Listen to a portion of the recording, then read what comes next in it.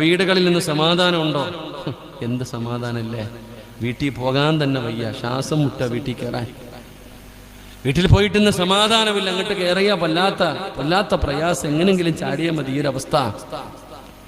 എന്നിട്ട് നമ്മളിങ്ങനെ പറയാ, ഉസ്താദെ എന്താ ബുദ്ധിമുട്ട്, പ്രയാസം എന്തെന്നറിയില്ല ഉസ്താദെ, ആകെ പ്രശ്നം. കന്നിമൂലയ്ക്ക് വല്ല കുഴപ്പമുണ്ടോ എന്ന് നോക്കാനാ പറയുന്നത്. വീടിന് എന്തെങ്കിലും കുഴപ്പമുണ്ടോ? കന്നിമൂലയ്ക്കൊന്നും കുഴപ്പമില്ലടോ, അള്ളാഹു കാത്തിരക്ഷിക്കുമാറാകട്ടെ. നമ്മളങ്ങനെ പല കാര്യങ്ങളാണ് നോക്കണത്.